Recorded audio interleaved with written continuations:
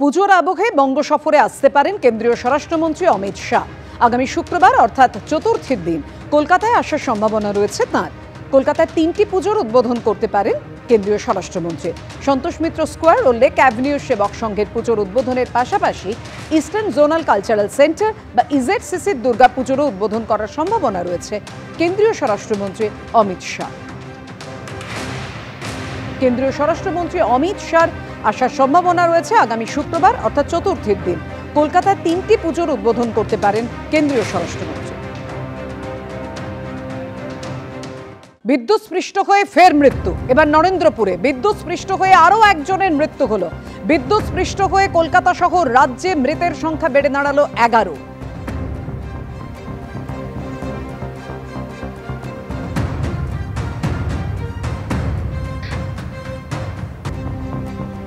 এবার গানটা আসার পর মুহূর্তেই ওই ছেলেটি চিৎকার করছে যে আমার বন্ধু পড়ে গেল, বন্ধু পড়ে গেল। এবার সঙ্গে সঙ্গে যে পড়ে গেল, ব্যাস পড়ে গেল, ব্যাস ও উপর হয়ে পড়ে গেছে, ব্যাস ওইটুকু ও বলেছে উপর হয়ে পড়ে গেছে।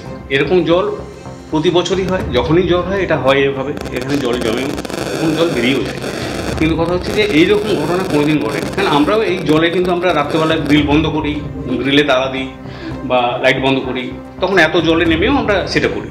কিন্তু কোনোদিন আজ অবধি কোনোদিন এই ঘটনা ঘটেনি, কারণ আমরা এই ফ্ল্যাটে বহু বছর রয়েছি, কিন্তু এই ঘটনা কোনোদিন ঘটেনি।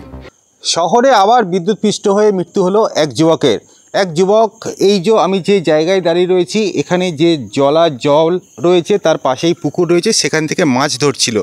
মাছ ধরার পরেই আমার পাশে যে অ্যাপার্টমেন্ট রয়েছে এখানে যে গেট রয়েছে, এই গেটে আসার পরেই বিদ্যুৎস্পৃষ্ট হয় এবং ঘটনাস্থলে মৃত্যু হয়। যেটা জানা যাচ্ছে সকাল থেকে একটানা বৃষ্টির জেরে এখানে কিন্তু বিদ্যুৎ বিচ্ছিন্ন করে দেওয়া হয়েছিল। সন্ধেবেলা হঠাৎই বিদ্যুৎ সংযোগ দেওয়ার পরেই এই যে গেট রয়েছে এখানে হাত দেওয়ার পরেই কিন্তু বিদ্যুৎস্পৃষ্ট হয় এবং মৃত্যু হয়।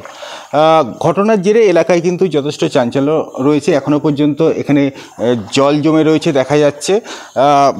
এই ঘটনার পরে নরেন্দ্রপুর থানার পুলিশ দেহ উদ্ধার করেছে।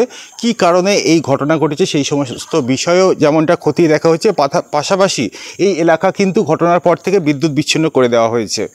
রঞ্জিত হালদার, এবিপি আনন্দ। প্রবল বৃষ্টির জেরে একেবারে বিপর্যস্ত শহর কলকাতা। বিভিন্ন জায়গার ছবি আপনাদের সামনে রাখবো। বেশ কয়েক ঘন্টা কেটে গিয়েছে কিন্তু ছবিটার কোনো বদল এখনও হয়নি। বিভিন্ন জায়গার ছবি আপনার কাছে রেখেছি, সেটা সল্টলেক হোক কিংবা শ্রীভূমি, গড়িয়াহাট, ফুলবাগান, বেহালা, প্রেসিডেন্সি বিশ্ববিদ্যালয় সহ কলকাতা শহরের বিভিন্ন জায়গায় গতকাল রাতে প্রবল বৃষ্টির জেরে কোথাও হাঁটু সমান জল, কোথাও কোমর সমান জল। আর এই জল নিয়েই সাধারণ মানুষকে তাদের নিত্য নৈমিত্তিক কাজে যেতে হয়েছে। চূড়ান্ত দুর্ভোগের মধ্যে পড়েছেন। সন্ধে হয়ে গিয়েছে, দুপুরের পর বৃষ্টি থেমেছে, কিন্তু জলের ছবিটা এখনো বদলায়নি। জল যন্ত্রণা এখনো রয়েছে।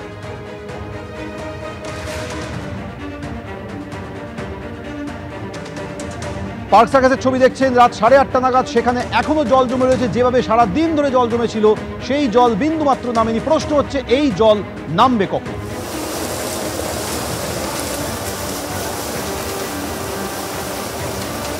একই ছবি কল স্ট্রিটে রাত 8টায়, সেখানেও জল জমে রয়েছে।